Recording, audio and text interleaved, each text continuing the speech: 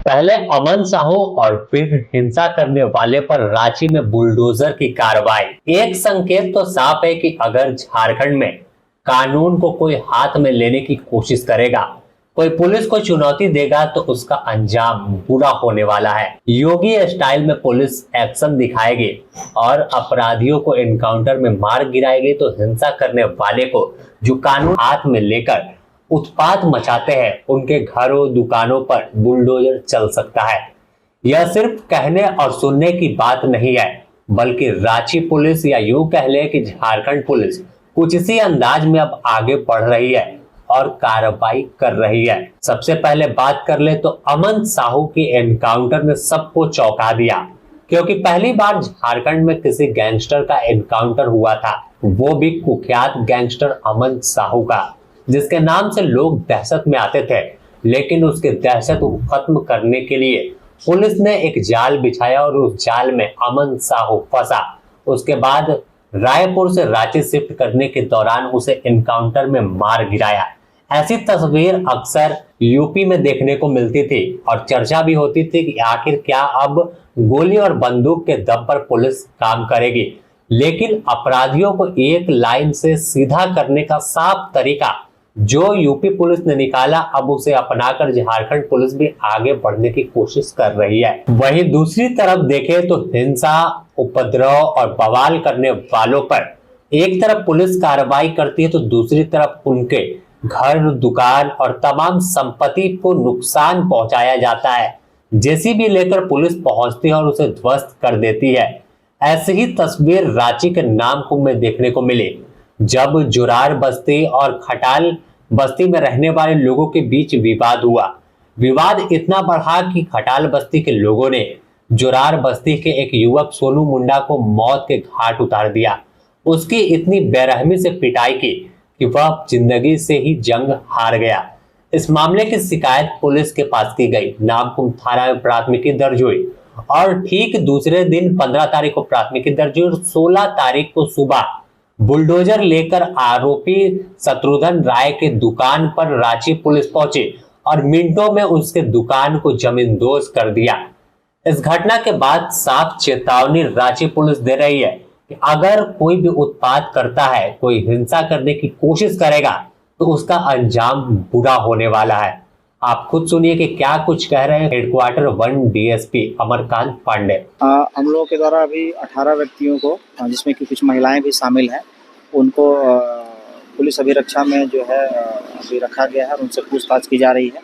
और जो भी घटना में जो वास्तविक रूप से जो भी शामिल व्यक्ति हैं, चाहे वो पुरुष हो या महिला हो, सभी को चिन्हित करने की कार्रवाई की जा रही है। और जो भी दोषी हैं उनको बख्शा नहीं जाएगा और उनको जितना उनके विरुद्ध जितना भी मैक्सिमम जो कठोरतम कार्रवाई हो सकती है वो हम लोगों के द्वारा किया जाएगा। अभी तक जो अनुसंधान के क्रम में हम लोगों को पता चला है कि पत्थरबाजी में और हिंसक घटना में जुरार बस्ती की महिलाएं भी शामिल थी। उनमें से कुछ महिलाओं को भी डिटेन किया गया है। तो उनके घर के जो पुरुष सदस्य हैं जो इस घटना में शामिल थे वो भी फरार हैं। उनके विरुद्ध जो है विभिन्न टीमें गठित करके डीआई साहब के निर्देशन में भी हम लोग कार्रवाई कर रहे हैं और बहुत ही अल्पतम समय में हम लोग जो भी अपराध कर्मी हैं उनको गिरफ्तार कर लेंगे। तो साफ तौर पर इस मामले को लेकर खूब बवाल हुआ, बुलडोजर चला, लेकिन आक्रोशित लोगों ने सड़क जाम कर घंटों पुरुलिया रांची रोड को बंद कर दिया, जिससे वाहन की लंबी कतार लग गई। सोनू मुंडा के 100 को सड़क पर रखकर प्रोटेस्ट करते रहे और साफ तौर पर सरकार के खिलाफ और पुलिस के खिलाफ नारेबाजी की।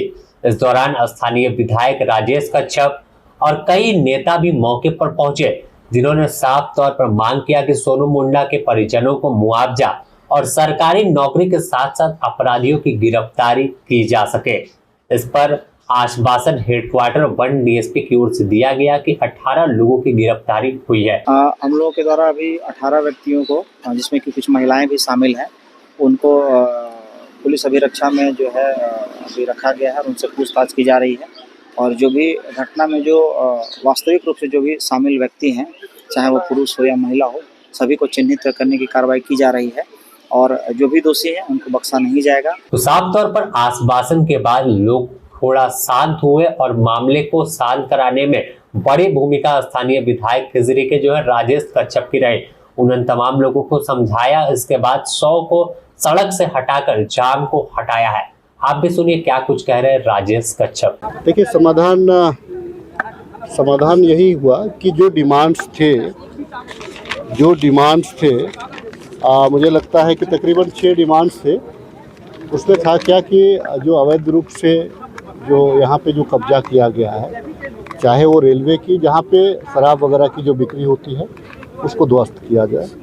सरकार ने वो काम किया भी, प्रशासन ने वो काम किया भी। तकरीबन 5-6 दुकानों को डिमोलिश किया गया है। दूसरा चीज़ है क्या कि जो अवैध तरीक़ा से जो परंपरागत जो ज़मीन पे बसे हुए लोग हैं उनका डिमांड है, उनका डिमांड है कि भाई उसको हटाया जाए। तीसरा है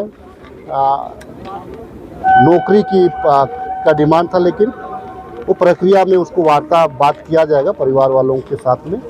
अभी जो है मैं भी देख रहा हूँ कि भाई इनको जीने खाने के लिए किस प्रकार से कहीं पे स्थानीय जो ऑफिस है उस पर क्या एडजस्टमेंट कराया जाए, इस पर विचार किया जा रहा है। या फिर यही मामला है। बाकी आने वाले दिनों में दोषियों को, जितने भी दोषी हुए हैं उनको गिरफ्तार करके उनको जेल भेजने। मुआवजा की मांग कर रहे थे गांव वाले सर, उस पे क्या नहीं, वो सरकारी नौकरी और 50 लाख मुआवजे की मांग थी। ठीक है, मांग है तो उस पर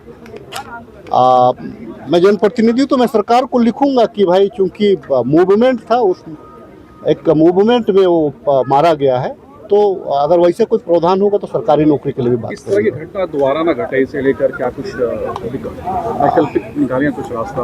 अक्सर होता है इस एरिया में इस तरह की घटना। देखिए, त्योहार इंसान ही मनाता है, झगड़ा भी इंसान ही करता है, और झगड़ा करवाने वाला भी इंसान है, लेकिन उससे बड़ा झगड़ा करवाने वाला चीज़ है शराब। तो पी करके ज़्यादा नशा भी उचित नहीं है, एक लिमिटेशन उसकी रहनी चाहिए थी। और चूँकि होली का त्यौहार है तो लोग खुशियाँ मनाते हैं, उसको मनाने का तरीका अलग अलग है। उस तरीका में आपको कोई भी जल्दी कहता नहीं है, लेकिन निश्चित तौर से ये कह सकता हूँ कि आने वाले दिनों में कैसे घटना ना घटे, इसकी पुनरावृत्ति कैसे ना हो, उस पर अभी फिलहाल मामला सॉल्व हो गया। मामला को अभी उसका दाह संस्कार किया जाएगा। साफ तौर पर आपने सुना कि राजेश कच्छप ने बताया कि आश्वासन दिया गया है, सरकार से बात करेंगे नौकरी को लेकर कि कैसे उनके परिजनों को नौकरी दिया जाए। जो घटना हुई है उससे आक्रोश जाहिर है कि लोगों में है, और यही कारण है कि सड़क जाम रही है। इसके अलावा स्थानीय लोगों से जब बात करने की कोशिश की तो उन्होंने बताया कि पूरी घटना कैसे हुई और कैसे बवाल बढ़ा और कौन इसके पीछे है। होली का त्यौहार था और हमारे गांव के लड़के आपस में होली खेले, तो वो बाहर के लड़के लोग आए, इनके साथ में अभद्र व्यवहार करना शुरू किया। तो गांव वाले कहना है कि भाई आप अभद्र व्यवहार मत करो, आप जो आपका जो व्यवहारिक बात है वो बात करो, लेकिन बाहर के लोग वो लोग अभद्र व्यवहार किए। इसी बीच में तूतुमे में हुआ और वो लोग काफ़ी आक्रोश हो गए। बाहर के लोग, हमारे ये गाँव के लोग आक्रोश नहीं हुए, लेकिन वो लोग काफ़ी आक्रोश हुए। यहाँ के लड़के गाड़ी की बैग के चाबी को छीन के वो लोग ले गया। इसी को समझा कि लोग गया था, सभी लोग खाली हाथ की थोड़ा समझौता हो जाए, लेकिन वो लोग हथियार लेकर से पहले से तैयार थे। जो ही गया गांव वाले, ये नामकुम खटाल है, वहाँ पर पूरे खटाल के लोग एकत्रित हुए हथियार सामान लेके। जब हमारे गांव के लोग गया, इसके बाद अचानक पत्थरबाजी और डंडा लाठी और तलवार से वार किया गया। तो पहले से जानते थे दोनों लोग एक दूसरे को, जो खटाल के पास के लोग और ये इधर के लोग? नहीं, जानते नहीं थे, लेकिन पता नहीं ये पर्व त्यौहार में लोग आपस में कैसे घुल मिल जाते हैं और नहीं कर सकता हूँ, लेकिन एक दूसरे से कोई परिचित नहीं था। इसके बाद क्या हुआ? इसके बाद जब मारपीट होने के बाद में फिर एक आदमी को बुरी तरह से जख्मी कर दिया। जो ये सोनू मुंडा है, ये हमारे भतीजा लगता है। जी हाँ, तो इसके बाद इन्हीं का देहांत हो गया है। इन्हीं का शव भी रखा गया यहाँ पर। कितने लोग घायल हैं? घायल 4-5 आदमी घायल है। वो 4-5 आदमी घायल है, उसके बाद में फिर जो भीतरी चोट तो 10-12 आदमी की लगा है। हाँ, क्या नाम है आपका? जुगेश मुंडा। क्या मांग आप लोग? मांग है कि भाई जो दोषी है उसको अभिलंब गिरफ्तार करो, फांसी की सजा दो, और जो भी अवैध जमीन पर जो रह रहा है, जो खटाल है, उस खटाल को हटाया जाए। वो सरकारी ज़मीन है, अवैध ज़मीन है। तुरंत जिला प्रशासन से मांग होगा कि जड़ से उसके नींव को उखाड़ के घर जो वहाँ पे अवैध बना तो उसे तोड़ा भी है। वो तो खैर वो तो PWD का जमीन जो रोड चौड़ा कर रहे हैं तहाँ तोड़ा है, लेकिन जो खटाल है वो रोड से हट के है, वो सरकारी ज़मीन पर उसको तोड़ा, उसका हटाने की हम लोग मांग कर रहे हैं। जुगेश मुंडा। तो अब इस पूरी घटना पर जिस तरह से पुलिस की कार्रवाई हुई है, 18 से 20 लोगों को हिरासत में ले लिया गया है, तो एक साफ चेतावनी अपराधी या उग्रवादी या फिर कह ले कि जो हिंसा करने वाले लोग हैं उनको झारखंड पुलिस देने की कोशिश कर रही है कि अगर कहीं भी हिंसा करते हैं, कहीं भी उपद्रव करते हैं तो अंजाम बुरा होने वाला है।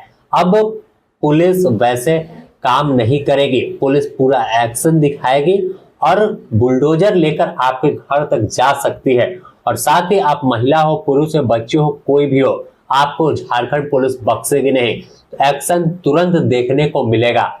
आप इस पर क्या सोचते हैं? जिस तरह से बुलडोजर की कार्रवाई शुरू हुई है, हमें कमेंट करके जरूर बताएंगे। बने रहे द न्यूज़ पोस्ट के साथ, इससे जुड़ी और भी अपडेट हम आपको देंगे।